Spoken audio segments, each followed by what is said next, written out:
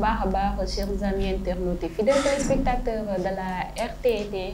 la télé des artisans. Après avoir rendu grâce à Dieu son prophète, paix et salut sur lui, du ma fàtte aussi di jiital nuyoo bi kilifa diine yi ak kilifa aada yi, du ma fàtte aussi di ñaanal ñi nga xam ne ñoo di waaye dawloo yi, di ko jiital sama waajur bu góor bi teel làqu ak ki nga xam ne moom moo di sama maam Aïda Diop ak ki nga xam ne moo di Awa Ngom ak sama ñaari seex yooyu nga xam ne dañoo décédé ci lakk bu metti ak ki nga xam ne moom moo décédé récemment muy sama rakk bu góor Serigne Mbacke ñibbi bés ni ki tey moom la am 1 mois ci biir suuf ma leen di ñaanal yàlla def jéggal ak yërmande si ñoom ak mboolem ñi fa fekk ak ñi leen fa fekk metti na mais comme ni ko yàlla waxee rek kullu nafsin zaa'iqatul mawti bakkan bu ñam dund di nga ñam dee, donc dafa nekk lu gën te mission la te fu matal dangay dem. Voilà, du ma fàtte aussi du nuyu suñu mbokk téléspectateurs yi ñuy seetaan à chaque fois di amaat mbégte di retrouver wu ci la télé RTT, la télé des artisans, di ci ànd ak ki nga xam ne moom moo di Toch, un frère, un ami. Émission bi nag boo ko déggee mooy vision politique nag ça veut dire émission bi nga xam ne moom mooy leeral lépp li nga xam ne moom noonu la ñuy yoree li nga xam ne moom mooy suñu réew, fas yéene si ànd ak ay actualité yu profonde, faram-fàccee aussi débat bi, tasaare ko ba ñëpp mën si jëriñu. Kon Toch maa ngi lay nuyu di la jox kàddu gi nga nuyu ak mbokk téléspectateurs yi. Voilà, Anta maa lay fay di la jox sa wàccuwaay di wax ni vraiment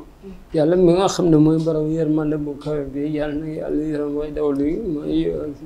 ñi nga séddee ñuy say famille vraiment mu nekkoon lu diis lu métti parce que vraiment on dit que quand tu perds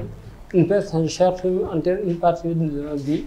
Donc di nuyu kilifa diine yi di nuyu kilifa aada yi di nuyu waa communauté bi yëpp waa jàngu bi plus particulièrement di ko jaar ci Monseigneur André Guèye di leen rafetlu seen émission vision politique na ñëwaat na sur la RTT, la télé des artisans quoi. Vraiment di kontaanaat di ñëwaat sur plateau bi di jàkkaarloo ko Anta sama collègue sama xarit séeréer bu nice vraiment bismillah daal. Merci Toch. Mënuñoo commencer te présenter wuñu nos sincères condoléances à la communauté chrétienne pour le décès de Pape François. Mu nekkoon ku ñu ràññee ci dëkk bi parce que dafa jouer rôle boo xam ne dafa maintenir la paix et les candidats à sa succession. Ma bëggoon naa xam aussi kan mooy Pape François nga leeralal ñu ak rôle bi nga xam ne moom la joué aussi ci société bi. Ok, je pense que ne question bu am solo la te waxte Pape François du yomb parce que c'était un homme multidimensionnel, un homme de Dieu te on dit comme ni ñu koy woowee rek c'était le défenseur des faibles parce qu'il a toujours prêché que ni le monde doit être en paix parce que boo gisee mooy pauvreté bi li ko indi yëpp mooy c'est la guerre, donc il faut que ñu def jàmm ak salaam di diisoo. Il a toujours prêché pour la nation arc-en-ciel. Bon, Pape François nag moom il est d'origine argentine quoi. C'était le père suprême de de la religion chrétienne. Mu nekkoon koo xam ne amoon na point trop sur la diplomatie mondiale. Actuellement le 25 ba la ko yàlla yóbbu ñoo ngi ba nii rek ñoo ngi koy rendre dernier hommage yi ci obsèques yi. Bon après dinañu xool le 26 dinañu xool succession nag parce que ci candidat à la succession kii conclave bi ñoo ngi waaye réunir du 6 au 11 mais suñ ci duggee après dinañ génn buñ génnee dinañ tànn koo xam ne moo koy doon parce que ñu ngi naan ki koy doon lu tax ñu am benn inquiétude bi mooy dafa mënti lépp mënti fait parce que il prêchait vrai te prêche bi mu doon prêcher doo sentir sax il est chrétien wala musulman wala juif, il prêchait pour la religion la nation arc-en-ciel, il prêchait pour tous les êtres adamiques quoi. Donc vraiment di ko ñaanal ci ñi ko war a succéder nag pape italien bi moo ci gën a fës moom la ñuy gën a wax parce que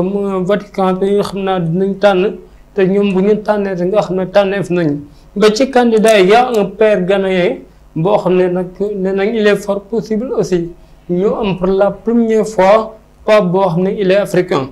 voilà. merci beaucoup merci kàddu yi leer na te aussi vraiment faram-fàccee nga ñu li nga xam ne moom lañ bëggoon muy xam ki nga xam ne moom mooy Pape François voilà donc kàddu yi leer na mais dañuy ñëw ci li nga xam ne moom moo di actualité muy l'information à chaud concernant la loi interprétative que le Conseil constitutionnel a rejetée est-ce que mën nga ñu indil ay leeral ci loolu. ok niki ni démb la loi interprétative bi dañ ne Conseil constitutionnel daf ko rejeté mais vraiment l'information a mal passé parce que déjà dañuy ñëw ci proposition de loi ak projet de loi parce que quand on parle de projet de loi c'est l'État même le gouvernement ñooy proposer ñoom ñooy teg projet de loi indi ko Assemblée nationale léegi nag ci député bi un élu du peuple mën na def une proposition de loi comme ce qu'il a fait honorable Amadou Ba qu'on salue de passage mu nekk koo xam ne il est très actif koo xam ne c'est un vrai représentant du peuple parce que boo xoolee tey bu ñuy wax y a pas un député de genre ni de Paul, y a un député du peuple élu par le peuple et pour le peuple ci loolu dafa defoon benn proposition de loi bu ñu naan proposition la loi interprétative parce que dañ doon wax ci abrogation wu amnistie bi ñu ne bon peut-être que bu ñu abrogé du leen arrangé léegi pourquoi pas ñu def loi interprétative nga xam ne dañuy dindi crime yeeg torture ñu bañ a bokk ci amnistie bi waaye léegi nag bañ ko defee ñu dem assemblée nationale vu que ne moom dafa bokk ci la partie majoritaire bi nga xam ne ñoo nekk assemblée nationale donc loi bi jàll mais bu loi bi jàllee dañ koy soumettre conseil constitutionnel parce que conseil constitutionnel aussi moom moo am le dernier mot mais ci loolu aussi droit may na leen ci constitution bi les députés de l'opposition bu fekkee attaqué loi boobu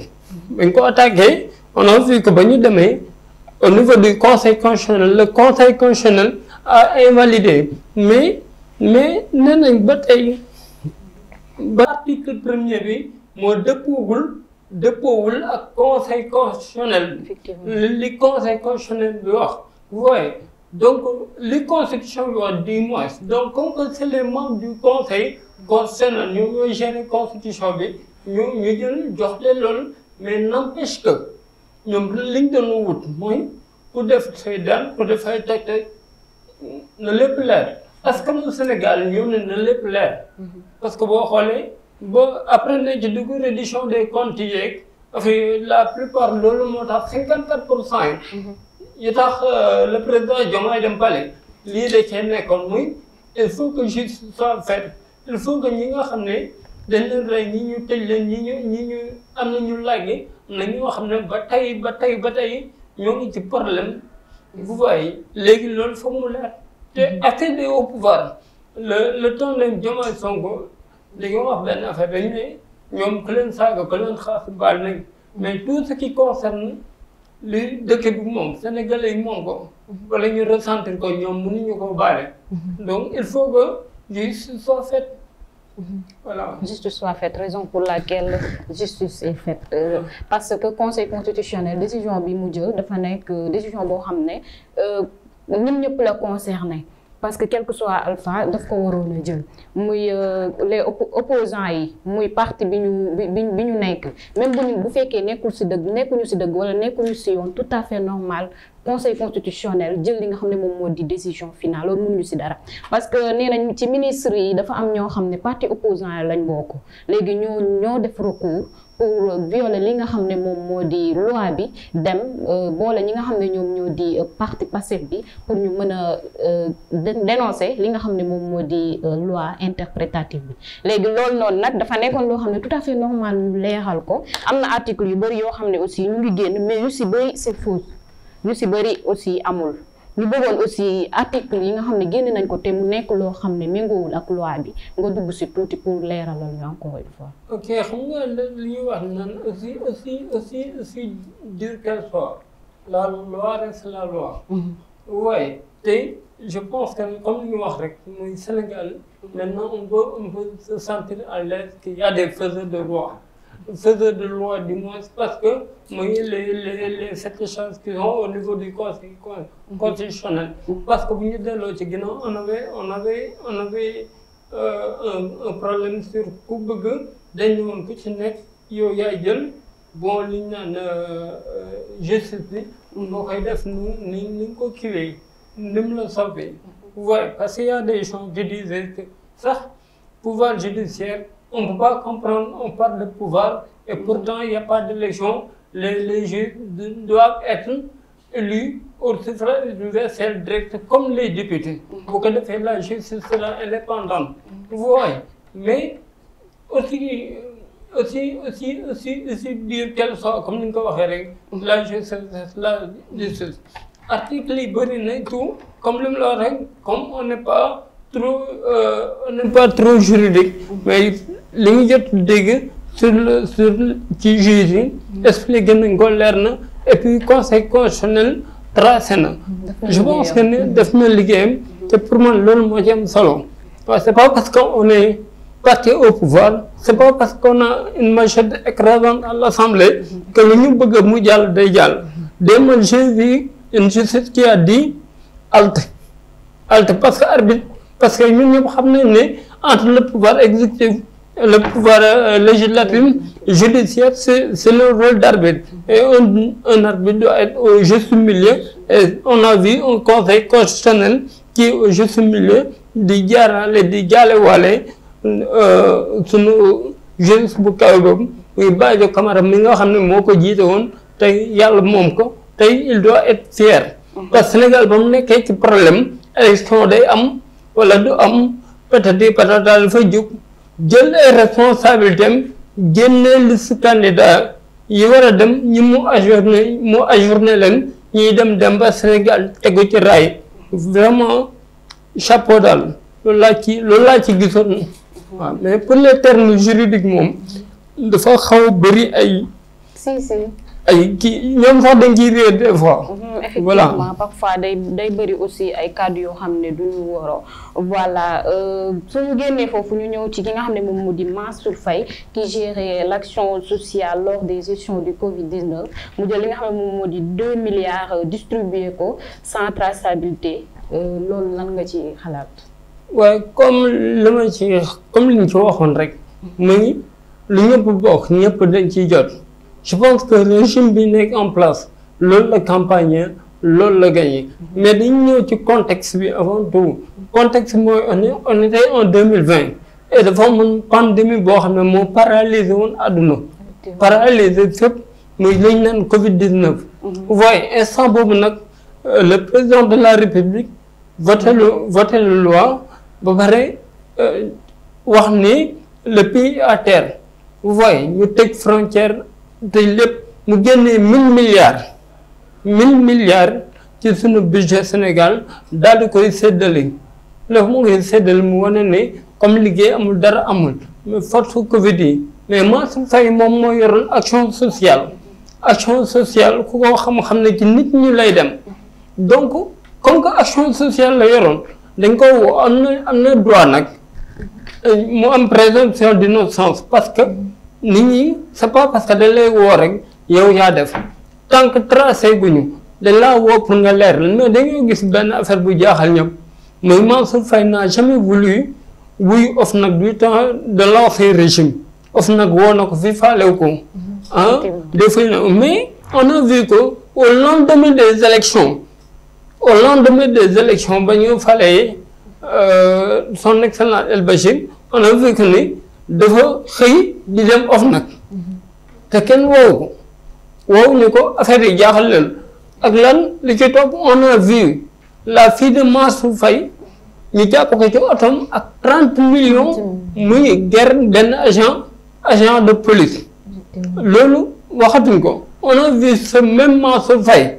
génn naan day dem seeti yaayam dem umra ñu ne ko mënagoo dem mu def façon boucan bu ne te jàpp ñu dañ ko ne toogal xaar semaine Mansour Faye on l'a vu une semaine après ñu jàppal ko ay aéroport Blaise Diagne mu jëlaat vol nee na day dem Côte d'Ivoire. Ouais, donc y a anguille sous roche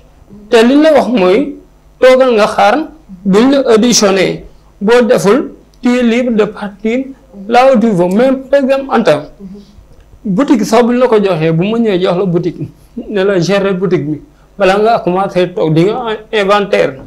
effectivement. gis nga régime bu toogee en place day def état des lieux te dëkk bi dañoo woote jubanti c'est pas méchant bu ñu la ne dañ la soxla kaay leeral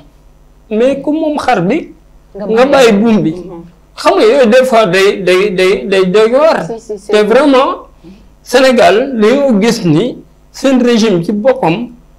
Macky Sall dafa génnoon génn ci génn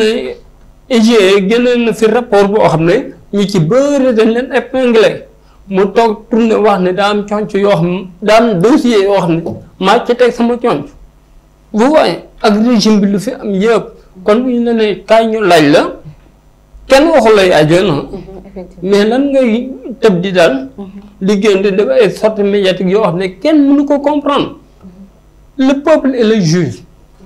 peuple bi ñooy juger c'est pas parce que dañ la contre wala dara fii ku fi defal kenn du la def dara mais ku fi def aussi gouvernement yi amuñu droit ball voilà parce que c'est le peuple qui est souverain. Voilà mën noonu la ko gisee ci cadre Mansour Faye. si tout à fait normal parce que moom comme li nga wax rek ku moom xaar bi mu bàyyi buum bi parce que moom dafa waroon a wuyu carrément seetal deram je pense que loolu moom moo ko mënoon génne sax parce que tey ji imagine toi nga def dara ñu ne moom la wala du moom ñu lay woo ngay daw bu boobaa dañ naan xanaa yow la non tout à fait normal mu ñëw wuyu seetal li nga xam ne moom moo di deram vraiment loolu la waroon a def. Mais nous avons le cas de Moustapha Diop après le cas de Tabaski Ngom et c'est 700 millions. Son chauffeur est accusé de détournement de 930 millions. Voilà, l'homme éclaté toile. Déjà, entourage. Bien vrai que de métier, il n'y a pas de ce métier. Mais imaginez les Olof Lewa. jabaru buur la xaju buur sax buur la parce que li mu lay wax rek mooy Moustapha Diop koo xam ne ñu ngi lay ñaari dossiers ñoo la fekk si yoo xam ne bokkul mais waxuñu yow sax waxatuñu yow mais c'est chauffeur boo xam ne ñoo ngi koy toppee ci 930 millions pire encore mu tourné nañ ko may mu cautionné parce que kuy dem bay joxe caution am na ñu naan peut-être que il a décidé de donner pour l'instant am dugal 100 millions pour l'instant. Vous voyez donc entourage am rek ça montre que ni le Sénégal n'est pas pauvre. Le Sénégal n'était pas pauvre, on l'appauvrissait. Vous voyez kon tey la question qu'on doit se poser mooy pourquoi tey par exemple tey détournement de fonds yi acte bi c'est pas patriotique. C'est pas patriotique. Par exemple, nous, on a tendance à des milliards de gauche à droite et pourtant la population est en train de souffrir. Si vous avez des hôpitaux, wala nga yeewu dugg ci marché bi et cetera wala salle de classe bi vraiment li nga xam ne ñoo ngi koy jël ci état Sénégal di ko dugal seen poche yooyu rek defaroon na dëkk parce que nee nañ procureur kër bu mu génnee nee na joxe nañ pour l'instant récupérer nañ 15 milliards. Et donc si j'entends les gens dire que dëkk bi dafa dëgër mais dëkk bi nan lay def ba du dëgër bu fekkee ne dirigeant ñi amoon yërëmuñu waa dëkk bi te man j'ai vu que ni bu ñu analyser li fi jot a jàll Sénégalais dañoo jël lépp en main maanaam mooy surtout la jeunesse on a une jeunesse avertie une jeunesse boo xam ne toog ñu ci ginnaaw kenn dañoo gis ni Sénégal war nañ ko relever ñu relever peut-être que ils ont vu am nañu leader bu ñu naan Ousmane Sonko mais demee ci biir jeunesse boobu am na beneen leader boo xam ne peut-être bu gis naka su dul noonu dañ koy propulser parce que c'est les hommes partent mais les institutions demeurent te dëkk moom institution moo ko yor te comme l'institution le conseil constitutionnel des institutions bu mag li mu def démb dafay révéler lu bëri que ne Sénégal même bu changé wul à 100% moom ci tànku changé voilà mais Moustapha Diop moom amul leen moom ay Farba Ngom dee ma daaneeloon ak Tahirou Sarr anta imaginer deux personnes ñoo teg 442 milliards deux personnes valeur 442 milliards yoo xam ne y a des pays environnants yoo xam ne seen budget amu ko pour génn rek fi ñu nekk teg une valeur de 442 milliards donc dëkk boobu fu ñu jëm il faut qu'on arrête di def ay débat crypto personnel ñun li ñu intéressé mooy Sénégal dafa war a jub parce que dañoo sonn gis nga côté yëpp mu ngi métti d'après la FMI on est le 25e pays le plus pauvre au monde mais maintenant au Sénégal on voit des personnes lambda plus riches que des présidents européens loolu mooy kii bi vraiment c'est désolant loolu moo tax bu ñu dem fenn mais ki nga xam ne moom moo di le PM ak le président de la République avant ñuy yëg dañ doon wax ci li nga xam ne moom moo di jubanti ñu koy appliquer ba maintenant est-ce que ñu ngi dox ci loolu noonu ak li nga xam ne comme moom nga déclaré sànq mu ñi nga xam ne ñu nekk ci dëkk bi nga xam ne ñu ne dañoo pauvre ba pare am ñoo xam ne dañuy génne ay 400 millions pour génn. je pense que tey boo xoolee doxalinu keroog bu muy génne saa sorti le président Bassirou Diomaye Diakhar Faye le 4 avril daf ko leeral nee na moom amul lenn loo xam ne dina ko bàlle yéen a commandé plat bi ñu naan jubbanti plat bu weex xat lay doon wax jooju wax la mooy li tax mu ne day weex mooy dëkk boo ko bëgg relever foog mu metti mais li ñu est-ce que ñu ngi koy jëfee mais gisoo est-ce que gis nga premièrement ba ñu commencé ba léegi ministre bu ñu fal mu nekk ci festivité am na yoo xam ne ay caractère logique la est-ce que ni nga daan gisee nguur ni nga daan dundee est-ce que gis nga par exemple tey président de la république di dem di inaugurer ay bâtiment mu am Mumbai bi mu amoon keroog Khady Diène kii le ministre des sports pourtant mu ngi doon dañoo réfectionné stade Léopold Sédar Senghor remise des clés lañ def est-ce que gis nga Mumbai ba rëy par rapport ak ba ñuy inauguré arène nationale nu mu tudd arène nationale ay arena Sénégal pour man dafa romb stade boobu gis nga dama ne du affaire bi du le président Diomaye Diakhar Faye ni le premier ministre Ousmane Sonko mais ñooñu daal ñu leen porté ci tête bi ma c'est la population c'est le peuple sénégalais gis nga dans un pays peuple bu comprendre un jeu rek dëkk boobu day normal. mais daa am ñu comprendre c'est ça le problème dafa am ñu yàq ci suuf. gis nga dans tout gis nga temps àdduna moo mel noonu amul kenn koo xam ne foofu nag dama bëgg attirer seen attention muy gis nga li ñu naan tubaab da naan la parole tue la fonction. il faut que ñu comprendre benn affaire muy le PM surtout le PM mooy gis nga borom càkk du xuloog borom baat neen yaa jiitu te ku jiitu dañuy wax ci yow. gis nga ko boo bokkee xaj da lay baw ni ñu opposant yu mel noonu la ñuy am malheureusement on n'a pas vu tey opposition bi tey li ma xaw a mer li ma xaw a triste loolu rek mooy il devait avoir des arguments parce que keroog le président de la République Diomaye Diakhar Faye ba mu génnee élection président législative bi daanaka on a besoin des débats d'idées pas des débats de biceps et moi malheureusement je vois ay insulteurs Cheikh Anta Diop da doon wax la am solo neen dëgg boo koy wax boo saaga rek dëgg yi wàññeeku na tout ce qui se constate s'annonce clairement et les mots le disent aisément anta tey lu ma am dëgg ci yow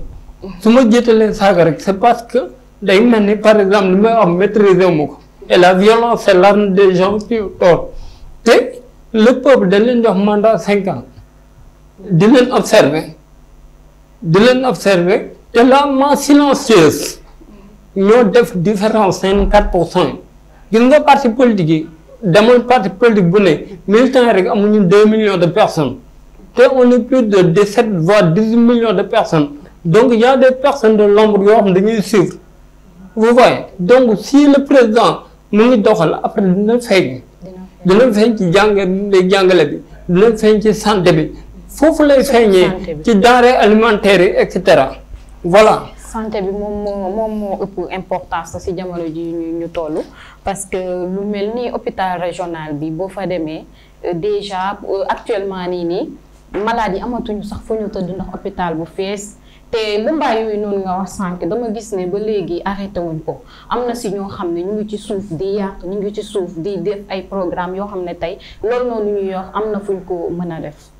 je pense bien que loolu noonu moo nekk di gangréner la société actuellement. loolu parce que tey par exemple tey bu doon man dama détourné fonds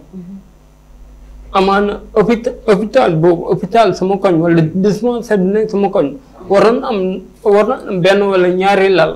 man le fonds bi ma détourné mënoon na jënd ambulance jëli nit ki à temps am ay soins am ay kii nu équipement kon ku dee ci koñ ba man maa ko rey te yëgu ma waaye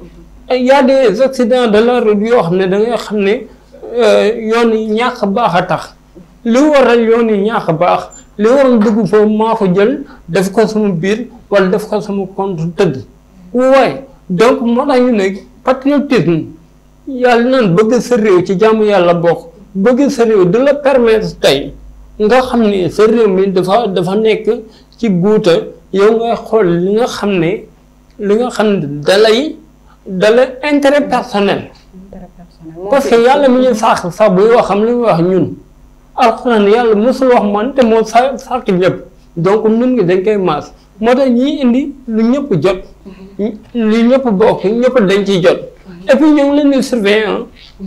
ñu ngi leen di surveiller comme de l'huile sur le feu gis nga tey am na ñu bëri dañuy jàpp ne bon nguur gi dañ parce que dañoo ñëw doo ko teg seen valise mais buñ doxalee tuuti dérive yi bu amee dañ koy wax xam nga lu ne fànn kenn du ko jeex dañ koy wax mais pour l'instant nii y a pas quelque chose bu nga xam ne war nañ ko mën a signaler ko à part quelques jeux politiques yi def et cetera te loolu moom dafa baaxoo ci politique quoi. di contredire parce que am na si ñoo xam ne dañuy critiquer pour le simple plaisir de critiquer. waaye ñoom ce sont les sceptiques. si xam nga sceptiques yi moom. ba dañuy kii mais ba tey. sans raison. mais ba tey ay opposants lañ. parce que tey par exemple tey nit ki doo ko wax nu muy opposé mbër bi ngay dajal doo ko imposer moom ni muy bëri. effectivement mais li nga koy wax mooy li ngay wax teg ko fu leer par exemple tey mënuma ñëw di opposer par exemple Doudou tey teg ko ci loo xam ne ay diffamation la. di ko waxal loo xam ne du dëgg c'est-à-dire que tant que yow yaa ngi critiquer d'une manière positive et pour contribuer parce que déjà man je vois que ne opposition bu normal mooy par exemple li Amadou Ba wax Amadou Ba bi ki amul njëriñ ne na nous on prêche pour l'opposition démocratique l'opposition patriotique loo xam ne par exemple Sénégal fii lañ bëgg mu dem di opposé wu ci ay projet ci ay débat d'idées et cetera mais nit day bàyyi yooyu yëpp daggal la saaga ndey di xëy di gont di loolu après acharnement ci nit ki lay nekk. acharnement effectivement vraiment. di créer ay kii calomnie. di def aussi ay diffamation je pense bien que loolu moo ëpp li nga xam ne moom moo di suñu réew parce que ñu ci bëri dañuy créer. parce que li ma wax sànq rek dañuy opposer wu pour le simple plaisir de s'opposer di critiquer pour le simple plaisir de critiquer parce que Ousmane son excellence faruma ak moom wala genre opposant là kuy critiquer da nga war a critiquer par une raison. mais il critique pour le simple plaisir de critiquer loolu noonu nag moo tax ñu si ëpp dañuy jox ay information yoo xam ne tey day banaliser seen nguur. da leen di wàcce wala genre voilà bu ñu paree foofu ñu ñëw ci li nga xam ne moom moo di est-ce qu'il y a urgence pour dialoguer celle-là Alioune Tine je pense. oui Alioune Tine moom li ñuy wax rek société civile dañ ko dégg fan yee mu ne day def tout pour jéem a jubóole Diomaye ak kii di l'ex-président son excellence Macky Sall. c'est-à-dire que ne urgence amul pour dialogue gi parce que dialogue boo ko gisee problème day am. je pense que ne Diomaye Diakhar Faye c'est le successeur moom mooy ki nga xam ne mooy jël place su passation de service jël place Macky mais soo gisee Alioune Tine di wax naan dialogue gi man pour man daa bëgg a bokk. parce que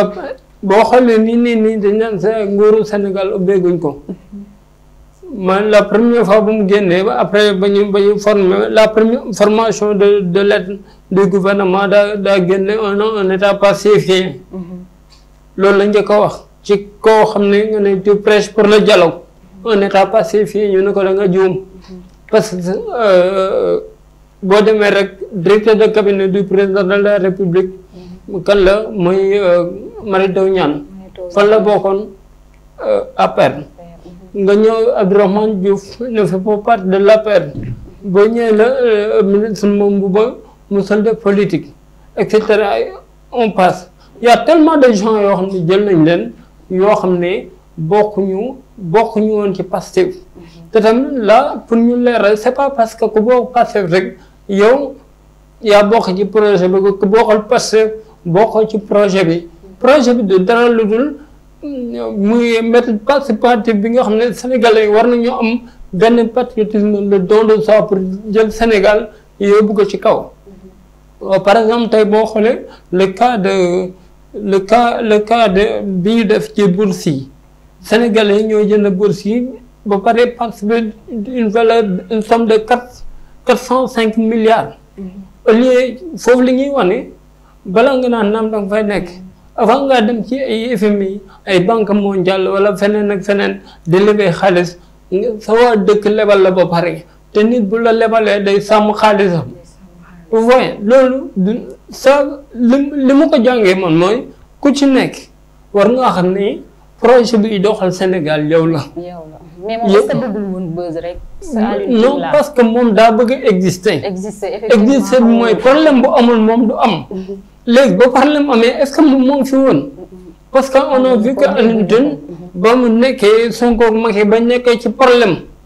dëggantaan ba mu ne day dox dialogue bi ba mu demee seeti ji Sonko ba mu ñëwee quelques jours lañ ci teg ñu jël Sonko tëj ko bu fekkoon ne moom nitu dialogue la loolu kon mu nekkoon di ko régler mais tey dama ne am na ñoo xam ne tey ji nguur la ñuy dund am na ñoo xam ne dañuy ànd ak état c'est des hommes de l'ombre foog état di leen teg loxo. foog seen institut yi foog problème de am ñuy jubóole dugg fii génn fii tey ñaanuñu ko yàlla mais par exemple tey am na ñoo xam ne li ñuy xaar mooy jóg Sonko ak Diomaye am problème ba ñu commencé dugg ñii far fii ñii far fii ñu commencé di dem waaye donc dëkk il faut que man dama gis ni Sénégal logiciel la ñu changé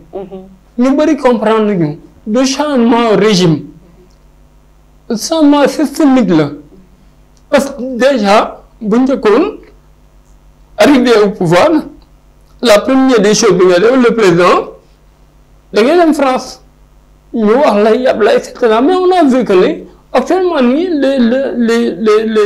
les gens ces jeunes qui sont au pouvoir sénégalais lañ jox bopp ce sont des patriotes seeni élection sénégalais ñoo ko financé ba ñu paree ñoom il prêche pour le panafricanisme premier voyage bi ñu def c'est en Mauritanie et on commence à voir les preuves Sénégal ak Mauritanie ñoo ngi partager seen pétrole en Sénégal ñoo ngi commencé ci phase exportation exploitation bi léegi mu am vous voyez donc man je me dis que ni dafa am ñoo xam ne pour man beneen dëkk lañ ne ndax boo xoolee affaire dafa nekk di changer parce que ñu ngi nekk di wax naan Sénégal day waaj a dugg BRICS te yooyu noonu ay Diomaye le président Diomaye dafa dem fii forum de Doha bu Qatar dem forum de Riyad bu kii nu mu tudd Arabie Saoudite teg ko te wax na ko ñu ngi wàcc forum de Dakar il faut que mu génnee keroog ba mu bañee ba ñu bañee ne Sénégalais yi ba ñu gisee ne ñoom bu ñu demee ay FMI ay banque mondiale dañ leen xoj pour que ñu gën a mën a dépendre ci France dañoo changer de direction. Président dem na fi ba Arabie Saoudite pare dem na fi ba Chine ban président moo sañoon toog di dem Chine un pays soviétique. vous voyez est-ce que comprendre nga. yooyu yëpp pour man dañoo leneen tëjaluñu kenn suñu buntu. mais fixé wuñu aussi seen évolution ci benn dëkk. auparavant Sénégal lu muy def te laaj France. on a dit que il fut un temps moom la jar dem fi Russie ñëw ñibbi si direct déggool di ko laaj ne ko lu tax ñëwoo rendre compte bala ngaa dem Sénégal mu ne ko nous on a un état souverain te jëm fa la jóge on a déstabilisé Mamadou Dia et Léopold Sédar Senghor ci loolu on était indépendant que de nom mais maintenant boo gisee li xew nii wax nañ ko souveraineté nit da ngay moom sa bopp on a dégagé les bases françaises loolu kan moo ko sañoon comme tey dafa am signe yoo xam ne même bu ñu ne rupture amul total rupture mënul am total la France ak Sénégal amuñu benn problème mais ku ci nekk ay intérêt ngay xool fu waaye je pense que ni loolu la nit ñi di war a def analyse te ñoo xam ne Sénégal aussi période bi ñu nekk nii day metti de anta diggante sol ak sumeeku lu mu xat-xat de yaramu nen dafay xew lu mu xat-xat parce que période bi nii dañu nekk ci redressement moo tax dëkk bi dafa metti carrément mais ñu bëri dañ naan liggéeyu ñu genre liñ waxoon respecté wuñ ko ñu bëri loolu la ñuy wax mais mooy ñi bëri di wax loolu mooy ñi nga xam ne dañoo voté woon contre projet. man gis naa ñi nga xam ne ñoom dañoo leen voté loon te teewul dañ leen di contredire actuellement. mais ba tey kon ñooñu dañoo voté taw pour génn mais dégguñu woon xam nga par exemple tey moo tax ñu ne candidat boo koy bu ko bëgg rek dem voté ko dina déglu discours am. effectivement ñoom dañu ne woon ni bu ñëwee ëpp ba dañuy redresser dëkk bi. troisième président bi ñoom moo koy teg ci raay bi ndax Sénégal fi mu nekkoon rez-de-chaussée ndekete yi ñoom nee na ba ñëwee troisième sous-sol lañ ko fekk et pourtant qu'est-ce qu'ils ont fait ils ont prêché vrai dañoo génn jàkkaarloo population bi ne leen dara amu fi après opposition ba génne bailleurs yi dañuy daw les bailleurs yi ñëpp a daw songu Sénégal parce que xam nañ ne Sénégal d'ici quelques années Sénégal Eldorado lay doon parce que maintenant xale bi jigéen ba nekk ci digg jeunesse am rek Sénégal li Arona Niang di wax rek ci la catastrophe géologique la bépp ressource buy doxal àdduna mu ci Sénégal mais problème mooy vous voulez des dirigeants yi nga xam ne gëm nañu dëkk bi. gëm nañ dëkk bi te xam nañ dëkk bi. li ñuy souffrir lan la. oui loolu la te souffrance moom ba ilaa yow mi du jeex. parce que Sénégalais li ko satisfaire moo yombul c'est ça le problème. égoïsme weesuwul anta mooy njëriñ loo fekk dañuy ñëw njëriñ loo fekk gars vision 2050 la wax de c'est pas parce que ñoom ñoo fi nekk 2050 de. il faut que ça soit clair. wala c'est pas parce que 2050 ñoom ci wàllu boppam ñoom Sénégalais dañuy muñ ba 2050 non pour mu baax carrément tegu 2050 vous voyez parce que vision day am kii day am nu mu ne court moyen ak long terme day am àdduna loo gis tey yow boo jëlee dara di ko def da nga ne d'ici 2 mois wala 5 mois nan lay demee nga calculer 5 mois mooy court terme et cetera mais phase bi ñu toll nii mooy redressement fan lay commencé mooy képp ko jël alal réew mi d'une manière illicite di nga ko tegaat ci table mais nag bu fekkee ni man jëlkat laa du ma bëgg loolu. si est-ce que dañoo tiit rek. mais loolu tiit mën na lu ne. je pense que dañoo tiit loolu laa gis. mais nga parce que actuellement ñi contredire ñoo ëpp. mais yow man keroog sincèrement su ma nekkoon opposition ma dem ba ci Sëñ Mountakha Mbacké mënuma ñi yor réew mi man am naa ci ñoom yaakaar kon man mu wax dafa mel ni comme par exemple dégguñu kàddu boobu par exemple tey àdduna yaakaar kese la àdduna yaakaar kese la mais aussi beneen côté bi mooy il faut les laisser opposer. si. parce que opposition aussi opposition démocrate day laaj gouvernement yi il faut qu'il gouverne mais opposition bi foog ñu opposer mais le comment aussi parce que quand on a demandé à kii nu mu tudd Amadou Ba il a dit de laisser le gouvernement travailler. Effectivement. ñu génn ñi façon wax bu ne c'est pas parce que waxul opposé wul mais doo day dal et lui il sait ñaata année moo ngi ci ñaata année moo ngi ci nguur moo ngi ci gouvernement xam ne muy doxee xam na ne ci un an juste mënoo ca réaliser dara te surtout prend le bilan des un an que le régime Diomaye a fait depuis 1960 amul benn président bu réaliser loolu ci un an vraiment mais il faut partir à l'information la plupart des gens qui parlent demuñu gëstuwuñu amuñu sa information. voilà te vraiment c'est triste quoi. c'est ça am na ñoo xam ne aussi riirandoo bu ñoom moo leen di yóbbaale ba tey bu ñuy opposé wu sax tey duñ xam sax fu ñu far am na ñoo xam ne aussi seen intérêt personnel moom lañ jiital raison pour laquelle bu ñu suivre sax information lu leen intéressé rek moom la ñuy suivre voilà ba tax na dafa mel ni temps bi tënk nañu naa la bàyyi nga tàggatoo ak mbokku téléspectateurs yi. donc man de li may tàggatoo mooy di kontaanaat amaat mbégte jàkkaarloog ànd ak sama waaj namoon naa trop xam naa da nga doon noos li ma bàyyi. di nuyu suñu cameraman Doudou. Vraiment c'était votre émission vision politique ñëwoon ci vraiment di ci beneen format ànd ak suñu présentatrice bi séeréer bu nice pour la première fois dans l'histoire du Sénégal séeréer nice quoi